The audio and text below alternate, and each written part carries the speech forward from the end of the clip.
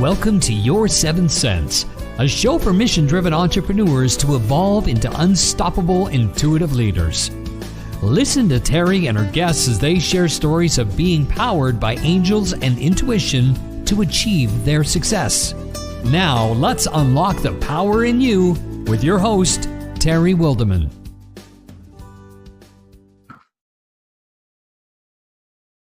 Welcome, everyone, to the second season of Your Seven Cents, business powered by angels and intuition.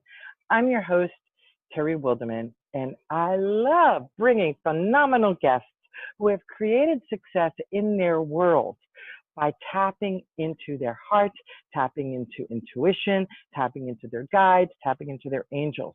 Highly successful business people know that there is something other than us that guides us, and they are open to hearing the words that come, seeing the images that appear, and listening to that heart-centered place that brings out incredible wisdom if you choose to listen to it. However, as we know, there are some of us who run in the opposite direction because it's woo-woo in their mind, in their eyes. It's woo-woo, and God forbid we talk about that in business. That's not appropriate. It's not professional.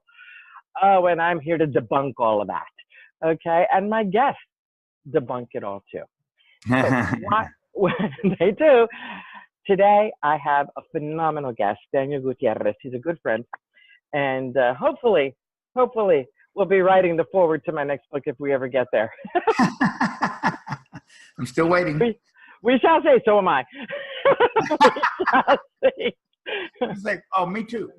Yeah, well, there you go.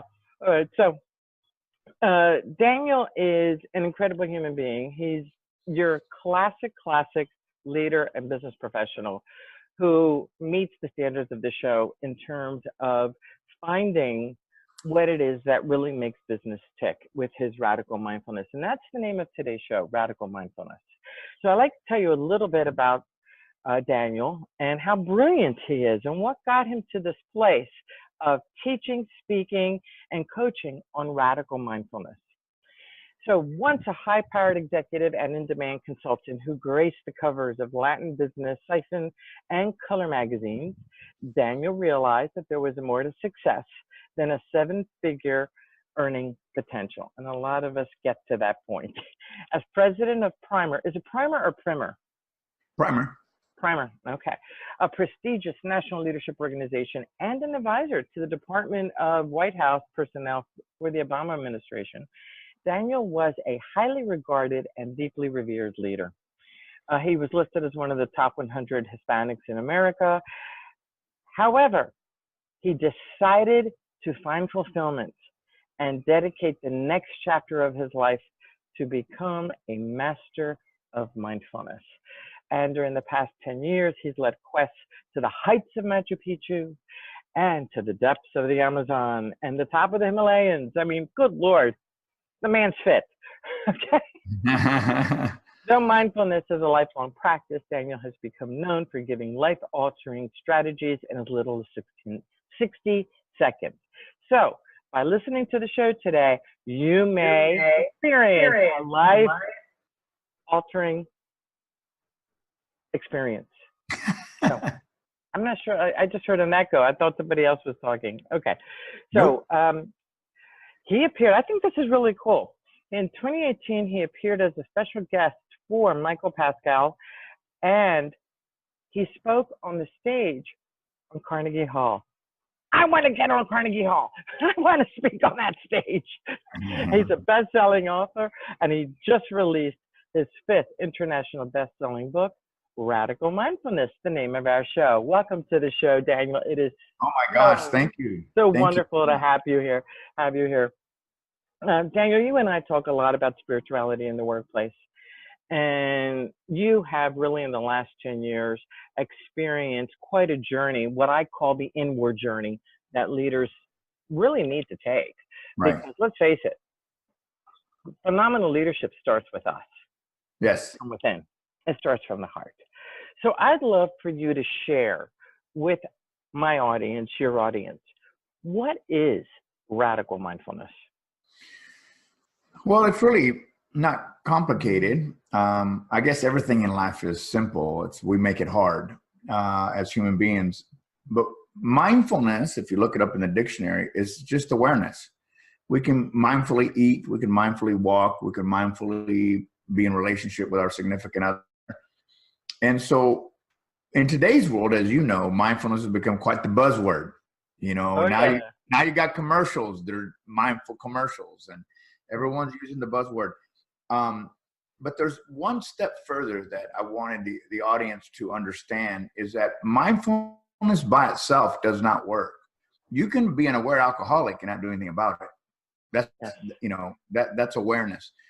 But when you go to radical mindfulness, radical for me means the practice of mindfulness. What is it that I take, not just in my morning meditation or my yoga practice or my essential oil practice? How do I get that 30 or 40-minute activity that I do in the morning and carry it more through the day than not? And that's where the word radical came from, because it's almost radical to think that we can hold that all day long. I mean, you really, I don't even know, Carrie, the percentage that we could possibly even do it, but it's not that high because we're human. And I always say, I'll give you an example. Here, I'm sure Miami's the same way. The 405 here in Los Angeles, you get on that freeway, all of a sudden your fingers start flying, your mouth starts opening, and it's not very mindful. Oh, let me tell you, I have been talking about driving in traffic.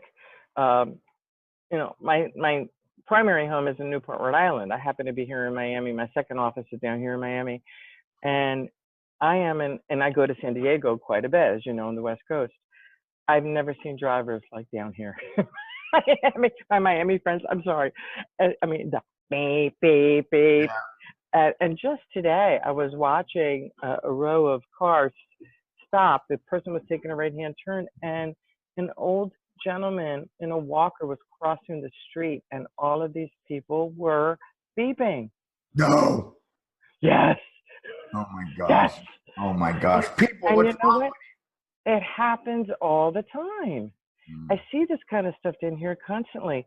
So I often say to, and I remember standing there, I had to breathe, and I brought the angels in to support and protect him. I immediately saw it, and I just said, angels, protect this man, because, you know, it was crazy. And it all happened lickety split, but still, it was like, wow.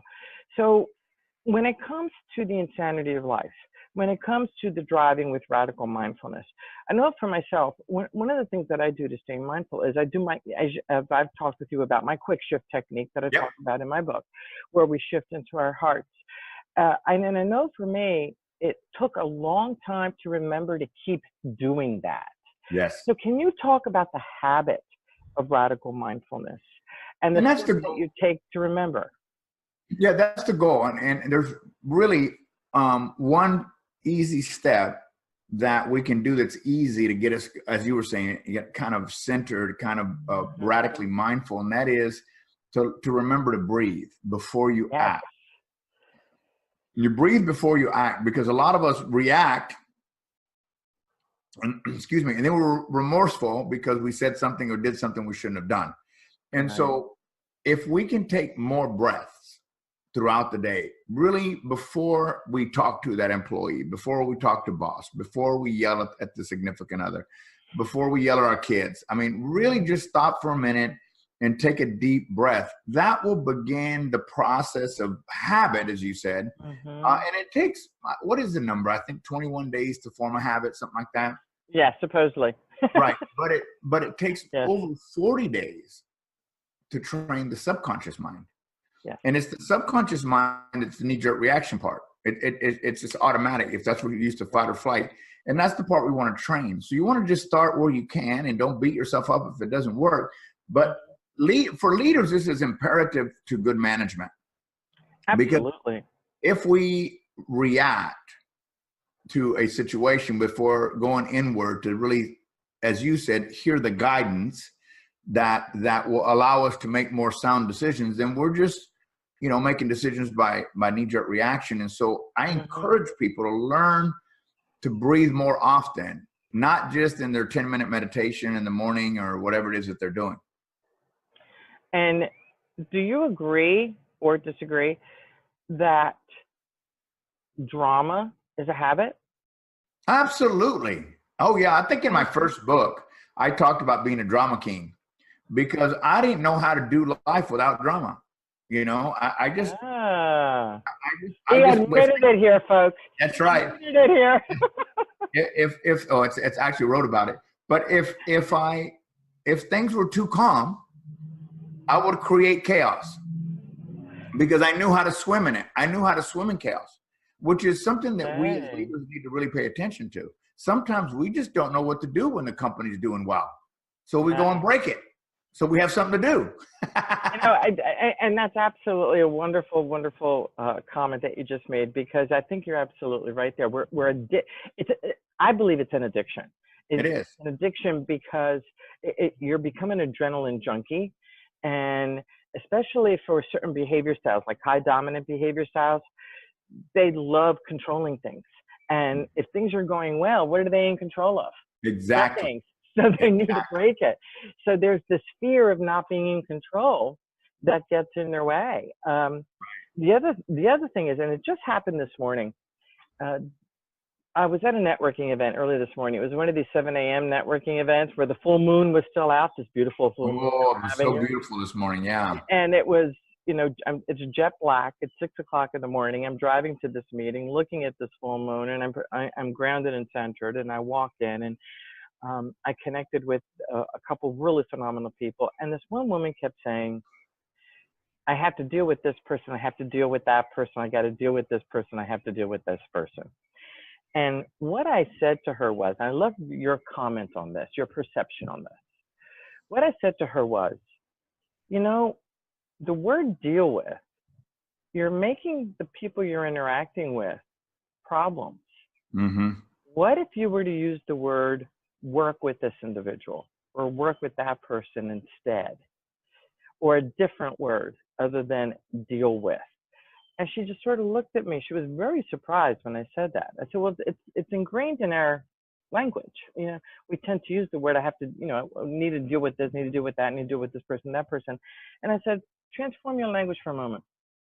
What if I'm going to work with this person, I'm going to work with that person. Doesn't that feel easier?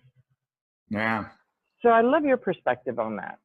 Well, I think you're right on, because we not only are we, when I need to deal with somebody, I'm going in for battle.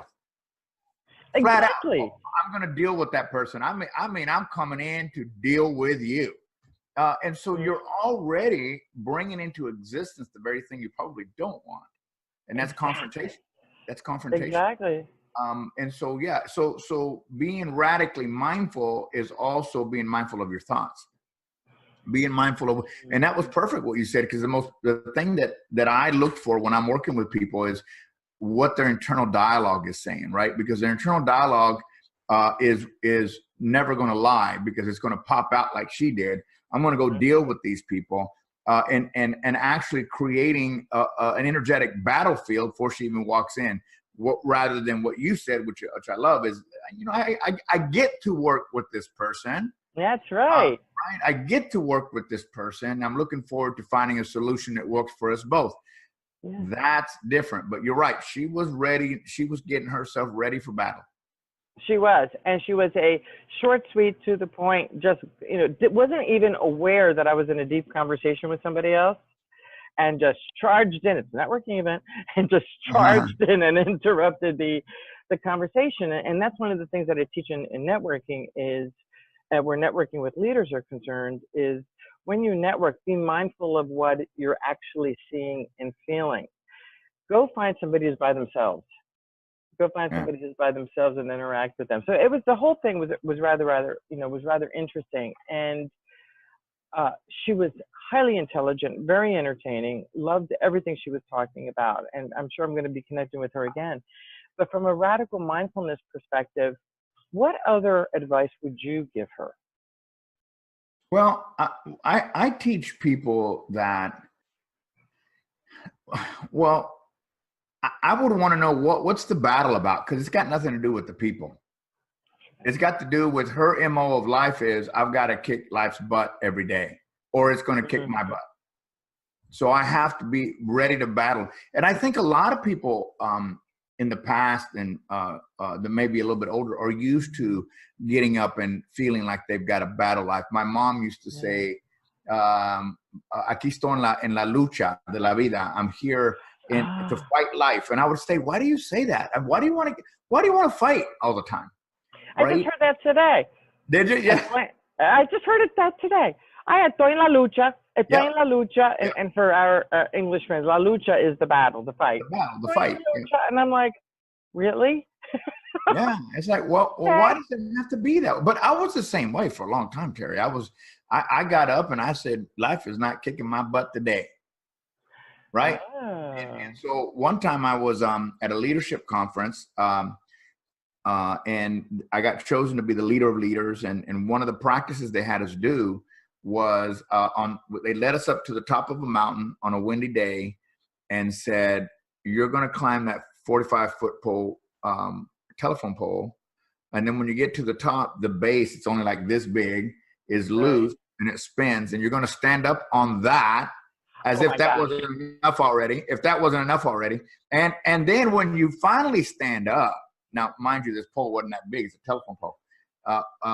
When you finally stand up, you have to get the nerve to jump and catch the trapeze that's swinging. And so you can imagine, no one knew I was scared of heights. But when I was getting my belay put on, the gentleman that was there said, are you scared? I said, yeah. Did I wet myself? I said, are you scared? He goes, can I give you some feedback? I said, sure. He says, I've watched you lead and I've watched how you respond to the people here and other leaders. You love to battle life. Like your MO is I get up and I'm powerful and I'm, hear my roar, and so you're looking at this thing that you got to conquer this pole, but it's defeating you at the same time. So what if let me make a suggestion. I said, what's that? He said, what if instead of fighting life, you made love to life? What if life was just a beautiful thing that you experienced and that while you're climbing up the pole, realizing that you're scared of heights, that you're unlearning the fear of heights because you learned it. You didn't have that when you came into this world. So what if you did that, and would that help you go up the pole? And I said, no, I don't want to go up the pole, but I did understand what he was trying to say about the battle thing. So anyway, long story short, I did make it to the very top and I did stand up and I did jump. And it was an amazing experience for me because I had seen life as something that I had to get up and fight every single day. That doesn't take away, folks, aggressiveness or good work ethic. I'm not talking about that. I'm talking about the mindset. Because today when we're radically mindful, we can get into what we know as the flow of life. And when you're flowing down that river on an inner tube sipping a beer, that's a lot easier than being outside of the inner tube swimming because it's taking off in front of you, right? So that's what I mean by love that. And, my phrase, calm, ease, and flow. Calm, ease, and flow. Oh, my God, that sounds delicious. Yeah. I love that. So I'm curious, how did you get to the very top? From the pole, what did you have to do to stand? Oh, my gosh. Well, the funny thing, you're up on this 45-foot pole, straight up. It's windy, so it's swaying. And the next step is on this moving top. And I'm thinking, this ain't going to happen. So I literally stayed there for 15 minutes, like frozen. And you could hear him yelling at the bottom going, your legs are going to give out. You can't stay there. I'm thinking, I'm not moving, man. I'm scared, right? I was just scared. But at some moment, and this is something I think that we should all think about. Most of the time, the things that we fear, most of the times the things that we want to come into fruition in our life, we don't do. And so this is what I did. And this is a little message for those of you that are listening to this. It took 30 seconds of courage, just 30 seconds to step up on that thing. 30 seconds. And I believe if we had 30 seconds of courage in our life to ask that girl out, to ask that client for more money, to ask whatever, if we just mustered up enough courage for 30 seconds, then we could change our lives. And so I did. I said, okay, I'm going to give this a shot. I'm up here. There's no way I'm going down. I'm going to give it all I have for 30 seconds. And I stood up. I was blown away. Every 4-letter word I knew that was bad came out. In Spanish and in English. Yeah, both. Yes, yes. I went and backwards and forwards. I was so excited. I was like, So then what? And then you caught the trapeze. yeah. Then I had to jump. It took me a little while to jump too. Yeah, yeah. So you had to jump, and then you had to let go of the trapeze. Yes, I did, because you can't get down unless you let go. Yes. Okay, but you are strung up the whole time, right? Yeah. Well, yeah. You're supported. I mean, you know, there's. Right. I mean, yeah, you're supported. Yeah. And I really understand what it is you're talking about, because several years ago we went on a camping trip, and I'm going to share a similar story for our listeners so that they understand about courage. We went to, there were like 50 of us went camping, and a bunch of us went to this, what do you call those? It was an obstacle course, right? And there were different levels. And they had the swings, the trapezes you're talking about, and they had zip line galores and all this other stuff. Well, we were 40 feet up, and you were tied in, and I knew that we were tied in. So for me, I knew that I would be safe. Watching the other folks was very challenging, because they really were scared. So we got to a point where I got to the 3rd level, and I went far beyond where I wanted to go. And it was one of these things where there was a rod here and then a rod there, a rod here, rod there, and your feet had to go on these silly things. Oh my gosh. And then we ended up on the trapeze, and my hands gave out. So here I am hanging from my knees upside down. And the kid on the ground kept saying to me, and all I kept thinking of was, okay, I'm a leader. And I remember saying this very clearly. I'm a leader. I'm hanging upside down. If this were my business, what would I do? Because you know me, I'm all about business. And this young kid behind me said, "Man, we can come up and get you down." And I said, "No, I will get myself up. Thank you very much." He said it 3 times. My husband's standing next to him. And the 3rd time I said it, I got a little, I'm very feisty. Little feisty. My husband finally told him, "Zip it." Let her do it. And I did. I got myself back up again. It was one of those, the courage you were talking about. I'm going to do this. And I got up. And you're so right, Daniel. It is about that 30-second of courage. It is about being able to move forward when things get hard. It is about overcoming those things that can seem just so hard. They're a huge mountain to climb. So where mindfulness is concerned, I know for myself in that incident, I want to hear how mindfulness, how you were able to integrate, how you want to teach mindfulness where that scenario is concerned. I know for me, it's about, there's going to be challenges. You're going to be hanging upside down, and you can choose to either have the person on the ground pick you up and let you, and you're done, or you can keep going, which I did. I was able to finally do that. So I know for me, where mindfulness was concerned there, I had to pull in here. It was all here. So with you, when you're talking about radical mindfulness, because your example is extraordinary, it's huge. What I did not include a little platform. Right. It was round. Okay, round platform. How did you feel? And spinning. It was spinning. How did you fit both feet on it? Barely. And I had big hiking boots on. It was just, I don't know how I got both my feet on there. Wobbly, in the air, 45 feet, windy day. Okay, and it was spinning though. So were you spinning with it? No, it just wasn't stationary like I thought it was. I thought, okay, I'll get up here. Oh, okay. So it was not uneven, but unsecure. It was moving. Sure. So it was like this. Yeah. Okay. No, crazy. And I'm talking about, it wasn't that big, you know? So if your business, so let's talk about leadership. Yeah. There's an incident, and this is tunnel vision. Right? Okay, that platform is tunnel vision. Okay. How do you coach here I am in front of my face here. How do you coach a leader to look at what is in front of them through that plate that is tunnel vision. What do you want to say to them to get to that point of radical mindfulness so that they can expand their vision? Sure. Well, in my book, I have 6 steps. I'm not going to go through all of them, but I'm going to give you a few.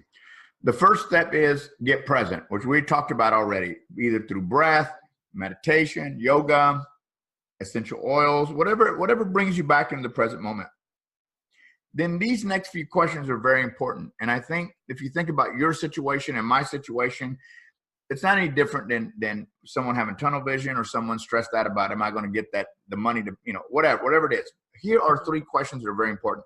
So once I get mindful, and I use essential oils. I love essential oils. I use it to bring me, Palo Santo brings me back into the center. Where are my thoughts right now? That's the first question. Where are my thoughts right now? Are they in the past, the future, or the present? It's the first question. So I want to know where I'm at, because most of the time we're fearing the future. We're fearing the future. Mm-hmm. That's right, we are. So where are my thoughts right now? Here's the next question. And in both our cases, the answer to this was yes. But here's the next question. Am I okay right now? Am I okay in this moment? Well, yeah, I haven't died yet. You were upside down and you hadn't fallen down yet, and you had help if you needed it. And I hadn't fallen down yet, and I had help if I needed it. So the answer to that question is yes, I'm okay right now. Why is that important? Because when we're freaking out and creating what you were talking about, anxiety and stress, that's self-inflicted.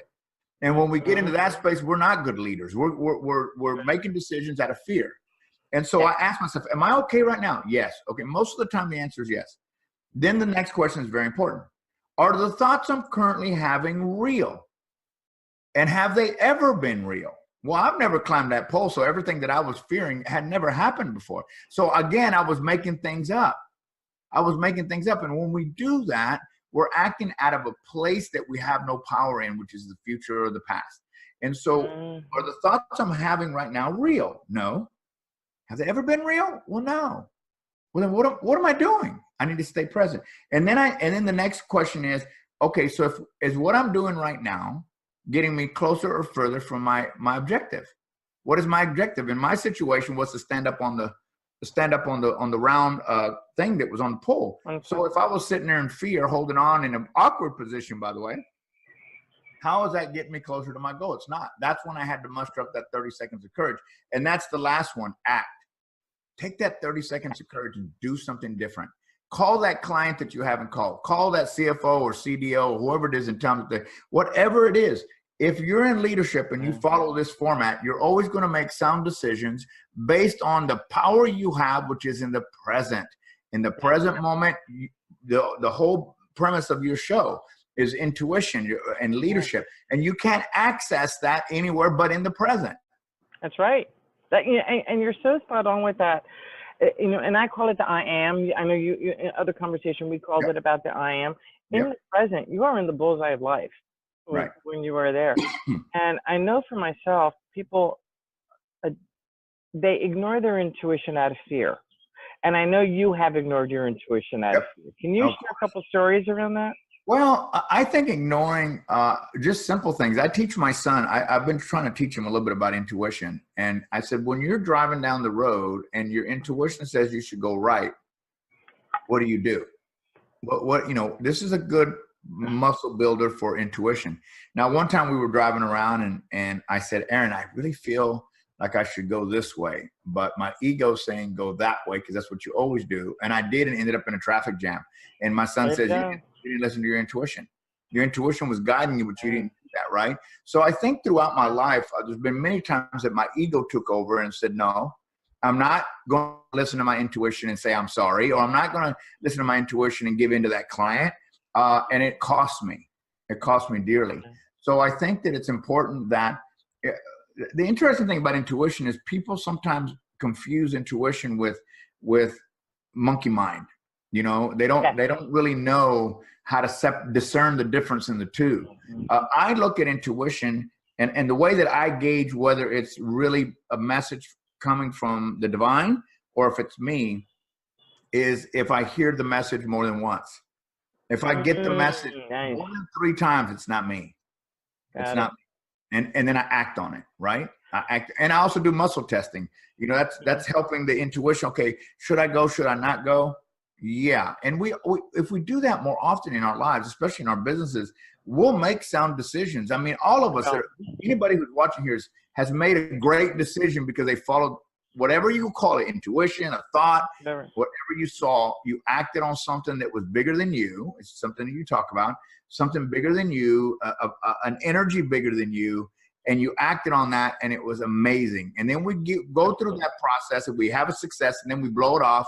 It's like going to the gym. I'm going to go to the gym. I look great. I feel great. I'm going to quit going. And the next thing you know, you look like Buddha again, you know? You know, I love Daniel, because, you know, I do muscle testing also. I'm an emotion code practitioner. And you're talking about muscle testing. I also do the essential oils and, you know, all the stuff we do. Some people just look at it and, you know, these leaders, these very practical, logical, and tactical leaders, oh, you know, that is such woo-woo. And you were talking about Palo Santo, and I wanted to share with the audience that Palo Santo, that's Palosanto. Do you have a piece there? Yeah, it's wood. It's sacred wood. And it has healing properties in it. So, you know, we do all these things. I do all these things also. And here we are, very practical, tactical, and logical people who incorporate the energetic, the emotional, the spiritual, the intuitive, to allow us to be really grounded in what it is that we do. So what do you say to those leaders who are like, you know, you do crazy stuff, you know, that's all woo-woo stuff. How do you answer those folks who you know you can help, yet they're very, very resistant? Resistance comes out of fear of knowledge, fear of not understanding. And I'll say this, leaders today, they're unwilling to find ways to grow their inner self, are antiquated. And eventually you will either be destroyed by the stress and anxiety that you create, or you'll be removed by somebody who is in that space. And I'll give you an example. I remember once being at a corporate office of Aetna Insurance in Connecticut. And we were with the chairman of the, no, he wasn't the chairman yet. Was he the chairman of the board? Anyway, so we're in a room full of high-powered executives and people who are there to listen to this gentleman speak. And the very first thing that he did was, I'm going to have you slow down and meditate. I was blown away that this guy, I mean, who was the chairman of the board of one of the biggest insurance companies in the country, you know, had them. And so later on I find out he's Buddhist. So that he brings that into the workplace. That was not weakness. That was power. That was strength. Power. That was strength. And so if you look at what, as you said, what others could say woo-woo and out there, well, there are human stimulants that move us to success. One of them is stress, one's anxiety, alcohol, drugs. We think that these false stimulants are the way to success. The only problem with that is that in every situation, in anything that you ever studied, I mean, that can motivate people to be successful. The problem with that is that success eventually meets with its demise through health. The person loses their health, they lose their relationships, they lose their time, and then they take all that money that they spent making all those years to try to buy back their health. The opposite side of the fence is we can still be successful and highly successful if we look at the stimulation, the human stimulants that are good for us: community, family, meditation, love. Oh my gosh, I said the LOVE word. Love. God forbid, Daniel. God forbid. Why would I say something like that? You know, and that coming from peace and tranquility, and coming from groundedness, and coming from that radical mindfulness works. I remember this one guy, he called me up and he was an executive, and he says, I'm telling him what I do, and he starts laughing and goes, ha, really, Daniel? Peace and tranquility? I said, I didn't call you. I don't need you. And he goes, oh, so if you want some peace and tranquility, we can talk about it. My life is fine. Yeah. And so I had to learn, and I talk about this in the book, how to not be that high stress person, how not to be that high stress person, because I can still create the results I did then, but I am peaceful in doing it. I don't stress out about anything. I don't let anything get under my skin. And that's a big change from everything, as I said earlier, was chaos. Everything was drama, because that's all I knew. I didn't know anything. You're not a drama king anymore? No drama king no more. Nope. Good for you. Good for you. And I do want to share something about the love thing, because you really say, oh, the love thing. There are folks who really are challenged with going to that love place, for whatever happened in their world. What I share with them is, then let's knock it down a little bit. Step into appreciation. There you go. Step into gratitude for what is right in front of you. Take baby steps. What is it in your life that you appreciate? What do you appreciate about your work? What do you appreciate about your home? What do you appreciate about your relationship? And when you start taking baby steps and then get into gratitude for all of that, then the vibration starts to elevate. And when that vibration elevates, it's easier to get to that place of love, because not everybody can get to that place of love and joy. It's hard for them at first. So those little baby steps can help. So that's one thing I just wanted to share with folks who struggle with that love word. Just appreciate one thing, even if it means the light turned green and I can go through, and I can go through without hitting every red light. That happened this morning. I'm hitting the red light and I was like, oh great, I'm going to get red all the way. I go, angels, take care of it. It turned green. I had green all the way down. Thank you, angels. Yeah. You got to put them to work. You got to put them to work. Got to put them to work. They're just sitting around. So Daniel, I know you have a free gift for our audience, and it's at danielgutierrez.com/gift-giveaway. It will be listed underneath the YouTube channel, and it's also going to be listed underneath the Pippa channel, where Pippa sends out all of our podcasts to various podcasting platforms. So it will be there, danielgutierrez.com/gift-giveaway. And Gutierrez is Gutierrez. Sorry, I speak Spanish. You got to say it. I love it. I love it that I get to hear my name pronounced correctly. I love to hear my name Gutierrez. Well, today when I went to go order my lunch, and here I am in Miami land, Latino land, and the lady said to me, "What is your name?" I said, "Ana Teresa." I went, where did that come from? I love it. It just surprised me. So anyway, I guess when in Rome, do as the Romans do. You know that drill. That's right. That's right. Daniel, I want to thank you for a very, very fun show. I am sure folks here have gotten something out of everything that we've talked about. I mean, you've got a beautiful, beautiful journey to share. And can you share the names of your books, please? Yeah, well, the new book is an international best-selling book called Radical Mindfulness. You can go to Amazon and pick it up. And I also have 4 other books, and you'll see them all there on Amazon. You can go to my website and find it. But if you like the book and you buy the book, then leave a review. Need those reviews. There you go. If you don't, don't say nothing. There you go. And his website is danielgutierrez.com. That's right. danielgutierrez.com. Well, thank you again, Daniel, for being here with us today. And to our audiences, thank you so much for being here and listening to us chatting away about leadership, intuition, and radical mindfulness. I'm your host, Terry Wilderman, with my guest, Daniel Gutierrez. And I thank you so much for being here. And I look forward to seeing you next time.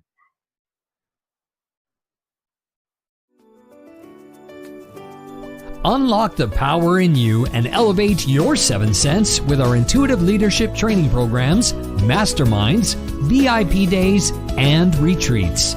To learn more, visit intuitiveleadership.com.